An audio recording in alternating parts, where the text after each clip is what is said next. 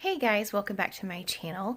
So I'm really excited to be doing these videos. I have decided to share with you some of my healthier recipes that we have started implementing into our house after I was sick and had to really kind of change how I ate. And I don't want to say that like we had to change it slightly. We already ate fairly well, but we probably ate out too often or maybe too many sweets. But as far as like what we ate at home, we were doing fairly good. But there were some things that I really needed to both cut out and introduce into my body so that I don't have a repeat of what I just went through. So anyways, I decided to kind of call this series of videos the Better For You, because that's just what it is. It's just, these are recipes that are just better for you. They're not 100% completely clean, organic, all natural ingredients, but most of them are just your basic foods and just better choices and alternatives for certain things.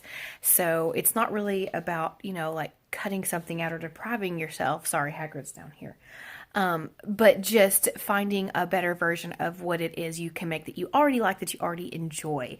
So today's video is actually going to be how we do our Better For You chicken nuggets or chicken strips, whichever you want to call them. And kind of a go-to around here for snacks and breakfast is our protein bites. They are a little bit, I guess you could say, carby because they have oats and peanut butter and honey in them. But like I said, if it was compared to what your alternative would be is a Snickers bar, then yes, this is better for you. There's not a lot of white flour or white sugar or cream soups in these recipes. You're not going to find those ingredients here. So today we're just going to do, I'll show you the our chicken nuggets, how we do those, and our protein bites. So I hope you enjoy this video and the videos to come.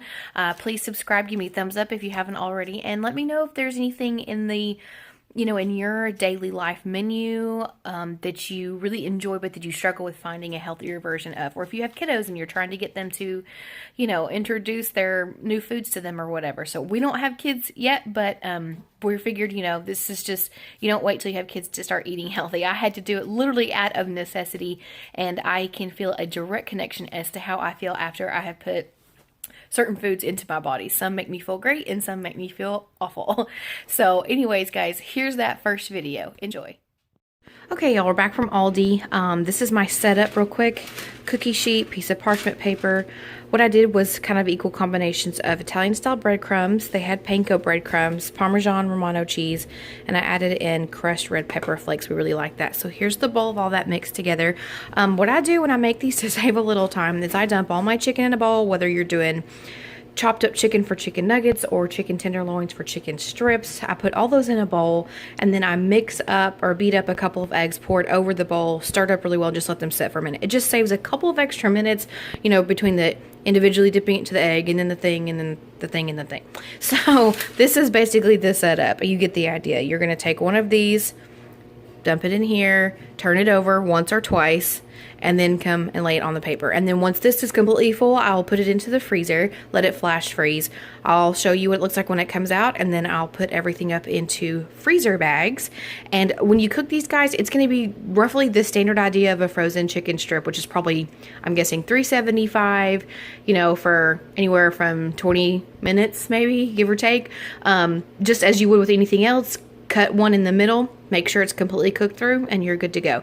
These don't have to be turned over. The bottom will crisp up, the top will crisp up, and then you just serve it with all of your favorite dipping sauces. Barbecue sauce, buffalo sauce, chipotle ranch, ketchup, whatever you got on hand. So I'm going to get these mixed up, get them into the freezer, and then I'll show you what they look like when they come out.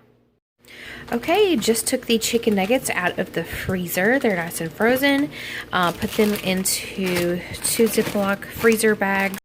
Got pretty good amounts, but I had bought 2 containers of the already chicken tenderloins. So didn't do nuggets this time, but the only difference is if you cut the chicken in half and make yourself a nugget. So these are going to go into the freezer, guys, and we are done with our Better For You chicken nuggets.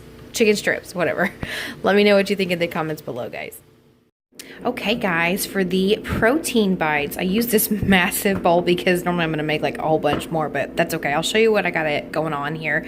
We have our oats, our honey, our dark chocolate chips, our peanut butter, our chia seeds, and our dried cherry. So basically all the ingredients here for just like a standard batch is going to be half a cup of chocolate chips, 1 cup of oatmeal, a third a cup of honey, a half a cup of chia seeds, and a half a cup of peanut butter. These are kind of like loose measurements. For example, I didn't have an entire half a cup of chia seeds, so I just kind of use what I had. But this is where you can get creative. Right here, I had a tiny little bag of some leftover flaked coconut in the pantry. It needed to be used up. Check your pantry, your fridge for any nuts, seeds, you know, other dried fruit that you want to add in. And basically, guys, from my experience, the best way to mix this is with your hands. So wash your hands, maybe get the kids involved. It'll be kind of fun. Get it all mixed up, get it well incorporated, make sure the honey and the peanut butter is all good and mixed up. And then I'm going to set it in the fridge, kind of let it just chill for a little while, and then I'll roll it into balls, put it on a cookie sheet, and I'll show you roughly how many I get out. This recipe I have doubled. So what you're looking at now is those measurements, but doubled. One thing on the peanut butter, you can absolutely use almond butter. I've done that before. It's really good. For the honey, I really like to try and use the good honey, or if I can get local honey, but sometimes you can't find it, and honey is expensive, and you're gonna use a lot. So I did go with some of the cheaper honey and oats in this particular situation. But like I said, add anything in, make it your own. You know what your kids like, what your family will eat. You know, just create. But this is a good basis: your oats, your peanut butter, and your honey. And then you could take everything out if you want and just, you know, have a plain Jane oat one. But so I'm going to get this mixed up. We're going to get this rolled out now to balls, and then I'll show you what it looks like when we're all done. Okay, y'all, our cherry chocolate protein bites have been freezing. They're nice and solid, and I got 46 out of that doubled batch. So I put them all in the Ziploc bag, the freezer kind. This will go into our freezer. The good thing about these is you could take 3 or 4 out, and within probably an hour of just sitting out there, they're ready to eat. So not before, put them into the refrigerator. This is a great breakfast if you are really in a hurry. It's going to stick with you. It's going to sustain you for a while. It's sweet. It's good with coffee or hot tea, or it's just great as a snack. So for those kiddos or those days that you have games and you're going to be out and about, grab a few protein bites, throw it in your bag. I promise it's a better alternative than, you know, chips and a soda or whatever. So that's how they look, guys. Hope you enjoy them.